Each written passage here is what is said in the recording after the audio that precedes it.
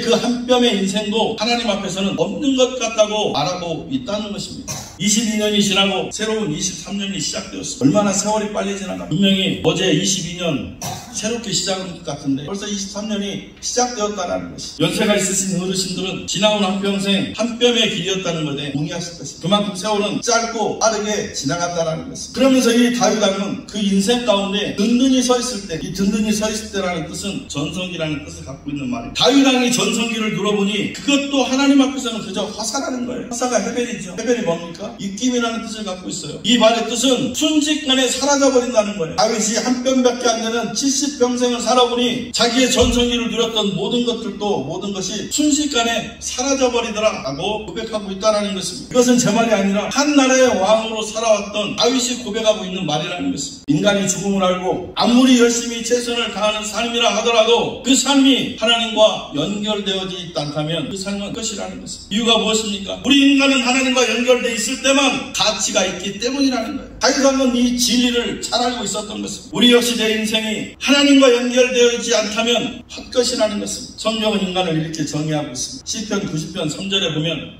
주께서 사람을 티끌로 돌아가게 하시고 말씀하시기를 너희 인생은 돌아가라 라고 기록하고 있다는 것입니다. 시편 104편 14절에는 그가 우리의 체질을 아시며 우리가 단지 먼지뿐임을 기억하시고 라고 기록하고 있습니다. 시편 104편 29절에는 주께서 그의 호흡을 거두신 즉 그들은 죽어 먼지로 돌아간다라고 기록하고 있습니다. 창세기 18장 27절에는 아브라함이 이렇게 말하고 있습니다. 나는 티끌이나 재와 같사오나 감히 주께 아뢰나이다 라고 말하고 있다는 것입니다. 성경은 우리 인간의 본질은 먼지와 티끌이라고 말하고 있다는 것입니다. 창세기 3장 19절에 보면 네가 흙으로 돌아갈 때까지 얼굴에 땀을 흘려야 먹을 것을 먹으리니 네가 그것에서 취함을 입었음이나 너는 흙이니 흙으로 돌아갈 것이니라 라고 말씀하고 있습니다. 이 말씀은 하나님께서 범죄한 아담에게 하신 말씀이라는, 여기서 너는 흙이니 흙으로 돌아가라는 히브리어 아파르라는 단어는 먼지와 티끌 아니겠습니까? 범죄한 아담에게 하나님께서 하신 말씀이 너는 먼지와 티끌일 뿐이라고 말씀하고 있다는. 그렇다면 우리 인생 어떨 것 같습니다. 대단하고 화려할 것 같습니다. 우리 역시 죽으면은 먼지와 티끌일 뿐이라는 존재라는 것입니다. 그러나 하나님께서 그 먼지와 티끌을 모아서 당신의 생기를 불어넣으셔서 생명인 우리를 만드셨다는. 무슨 의미하겠습니까? 저와 여러분들은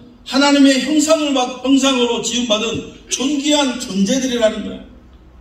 이것을 역으로 이야기하면 하나님을 떠난 사람은 아무런 가치가 없는 먼지와 티끌이라는 것입니다. 하나님을 떠난 인간은 결국엔 아무런 가치가 없는 인간이라는 결론이 되는 것입니다. 대로마 제국의 국민들은 메멘토 모리 까르페디엠이라는 슬로건으로 세상의 부귀영화를 누렸을지는 모르지만 하나님을 떠나 살았던 저들은 결국 모든 인생이 먼지와 티끌로 끝나버렸다는 것입니다. 그러나 우리는 저들과 다르지 않습니다. 하나님이 살아계시고 그 하나님을 믿는다는 그 이유 하나만으로 죽음의 자리에서 생명의 자리로 옮겨 앉은 우리가 코끝의 호흡이 멈추는 그날 아파르로 돌아가는 것이 아니라 우리가 감히 상상할 수 없는 하나님 나라의 영광에 참여하는 것이 저와 여러분들이라는 것입니다. 그런데 우리는 죽음을 어떻게 생각합니까? 죽으면 모든 것이 다 끝난다고 생각을 하고 있는 거예요. 아니 어쩌면 죽음은 나하고 상관없다고 살아가는 것이 우리의 정서입니다. 그래서 천년 만년 살 것처럼 세상의 것을 쌓고 또 쌓고 살아가는 것이 저와 여러분들이 아닌가 싶습니다. 그러나 오늘 첫 번째 본문에서 말씀하시기를 한 번 죽는 것은 사람에게 정해진 것이요 그 후에는 심판이 있다고 말씀하고 있습니다. 저와 여러분들은 반드시 한 번은 죽는다는 것입니다. 그런데 그 죽음 뒤에 하나님이 심판이 있다는 겁니다. 하나님의 심판은 우리에게 단지 겁을 주기 위한 경고가 아니라 살아있을 때 행했던 우리의 행실에 대해서 반드시 책임을 물으시겠다고 하시는 하나님의 공의인 것입니다. 하나님의 심판은 시편 9편 8절에 이렇게 말씀합니다. 공의로 세계를 심판하시 정직으로 만민에게 판결을 내리시는 심판이라고 말씀합니다. 이 하나님의 심판은 에스겔서 7장 3절에 이제는 너에게 끝이 일어났나니 내가 내 진노를 너에게 나타내어 너의 행위를 심판하고 너의 모든 가증한 일을 보응하리라고 말씀합니다. 하나님에 의한 공의의 심판은 누구도 피해갈 수 없음을 말씀하고 있다는. 지옥의 무서움 다들 알고 계시겠지만 성경은 지옥을 이렇게 표현하고 있습니다. 마가복음 9장 43절에서 48절에 만일 내 손이 너를 범죄하거든 찍어버리라. 자기인으로 영생에 들어가는 것이 손을 가지고 지옥에 꺼지지 않는 불에 들어가는 것보다 나으니라. 만일 네 발이 너를 범죄하거든 찍어버리라. 발이 저는 자로 영생에 들어가는 것이 발을 가지고 지옥에 던져지는 것보다 나으니라. 만일 네 눈이 너를 범죄하게 하거든 빼버리라. 한 눈으로 하나님의 나라에 들어가는 것이 두 눈을 가지고 지옥에 던져지는 것보다 나으니라. 거기에서는 무더기도 죽지 않고 불도 꺼지지 아니하니라고 말씀하고 있다는